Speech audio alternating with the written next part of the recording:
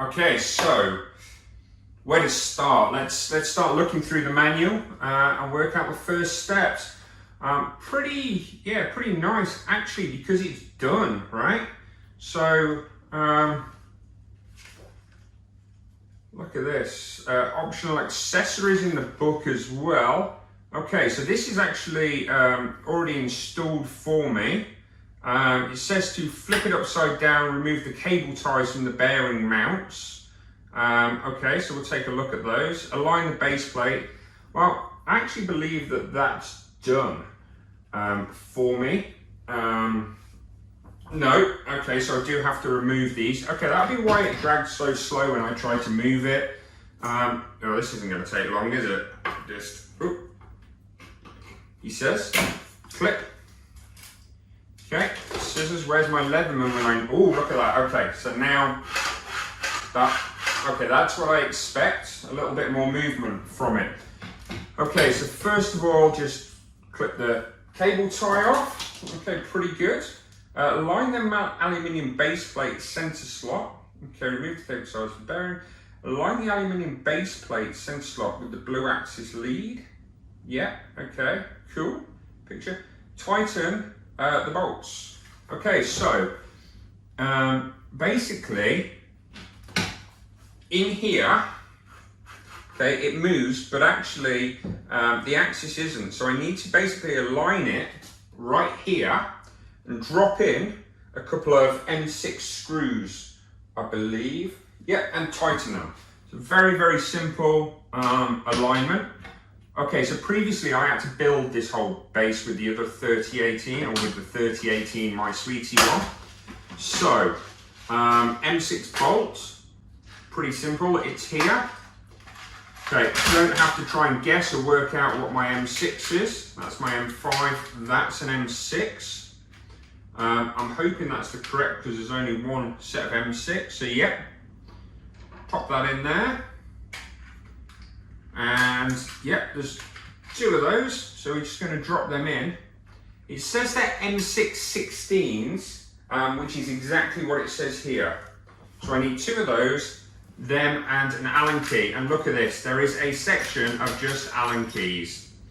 So that's always going to go wrong when I pick my Allen keys up. It's actually the biggest one in the box. So we're just aligning it, tightening it up. So what this is going to do is actually, when this axis moves, it's going to make it travel up and down the bed. So that's the importance of doing this specific bolt itself. Now, for some reason, this does feel different to my other machine, and I need to flip it upside down to understand why.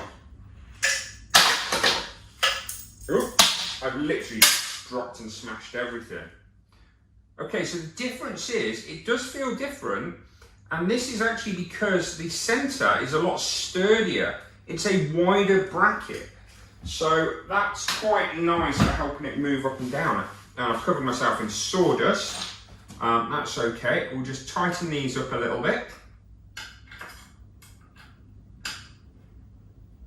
Okay, so that is done. All tightened up, two Allen keys there. Okay, that's quite simple. It looks like most of the base is done. Okay, it says installing limit switches and cables. Okay, so we should probably do that. My other machine doesn't have limit switches on, so it actually tells me what I need. Again, quite simple instructions. I need the M3 5mm screws. Okay, so they happen to be, actually, do you know what? I'm just going to pick this up and I can allocate it. Look at that, it's actually got little clips so you can drop them in. So I can say, okay, M3 is this one. Okay, I'm going to show you that. Look at that. I can say, okay, M3 is this one. So M3 screws, the 5mm, which happens to be those. So it says locate the limit switch mounts. Okay, indents. Okay, so let's take a look at those. Okay, so they should be on this side here. right tucked in. It's an indent, so right there, and you'll find another one over the opposite side. So the limit switch basically stops your machine crashing itself and causing damage. You'll find a lot of larger machines will have limit switches on. They are advisable to put on them themselves. My other one doesn't have them on. So I have crunched and ground this machine a few times, which can cause a few issues. So let's find the limit switches. Oh, look at that. Okay, so we've actually got limit switch, these bad boys, version 12, it says. So they're obviously a newer limit switch. I don't know what the difference is between them. Okay, so they're all the same limit switch. You tend to have them on both directions, so X plus, X minus, Y plus, Y minus, Z plus, Z minus. Okay, so now I've got to screw these bad boys in. So that looks pretty simple, but we've got to do that. So, okay, locate the mounts on the inner side of the frame, one on each side, install the cable holders. Okay, cool.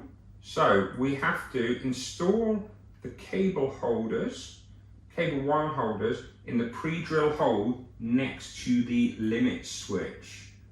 Okay, so the cable holders are the next ones along.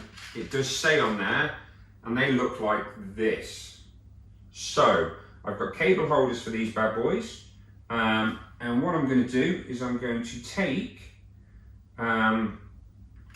the M3 screws, and I'm actually screwing these to the outside. Oh, come here.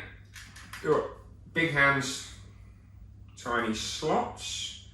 So I've got to flip this over so you can see. It's just here and here.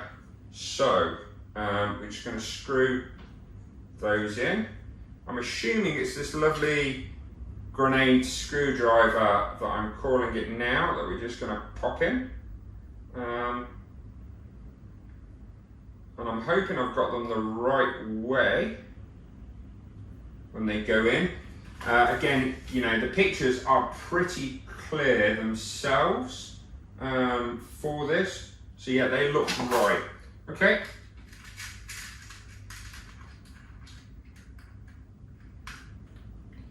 So it says about 15 minutes to pop this machine together.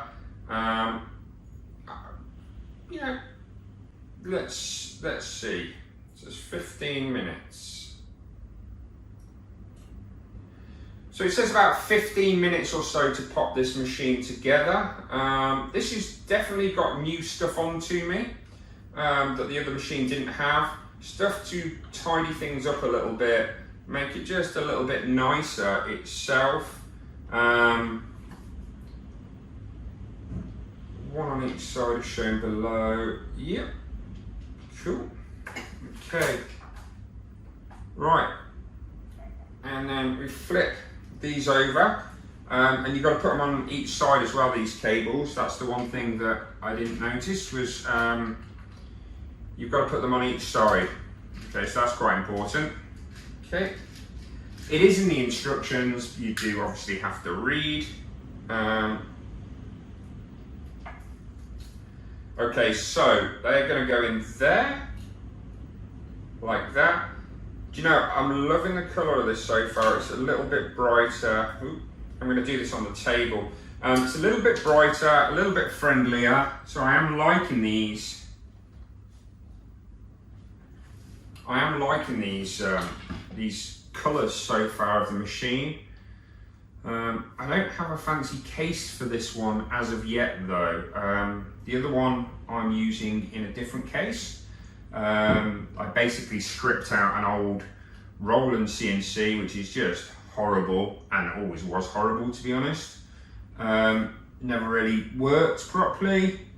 Had rotary, which was nice, but it took up a lot of the machine in bed.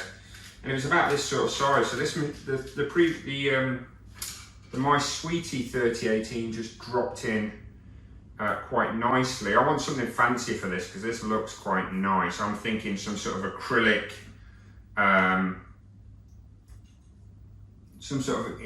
enclosure maybe. Maybe I'll have to make one of those once I work out where I'm putting it. And then obviously I've got 2 of these now and a 3D printer. Okay, so we'll screw these in. We've got those clipped in. Cool. On the one side, so it's just so you can see here and here on that itself. Now it's saying that I need to screw in the feet themselves. So let's take a little bit of a look at the feet. Actually, I have missed a step. It does say, you know, put in the limit switches. All right. It's easy to get carried away when you're creating videos of content and showing people how to make things when you haven't actually put one of these together yourselves. There's got to be a correct direction for these to go. I know they're all the same way. Good work. Because in all honesty, I would have put them in upside down, built the machine, and realised that they were the wrong way up. Okay. Big hands don't help so much with these sorts of things. I find M4s, M5s, M6s great. M3s, my hands are way too fat for to try and get these in. Okay, there we go. Then we've got to work out where we're actually going to store this machine and put this machine to actually get running. But I love these machines. You know, I could have a whole bank of these little 3018 machines cutting stuff. There we go, drop the screw.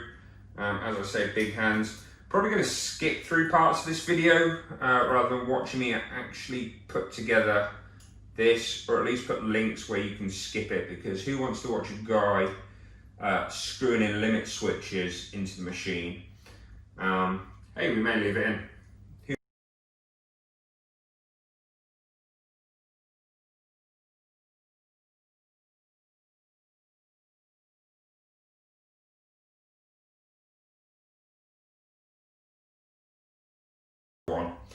Okay, so that's the base done. That's my bed. Nice and simple there. Nice simple machining bed in that space there.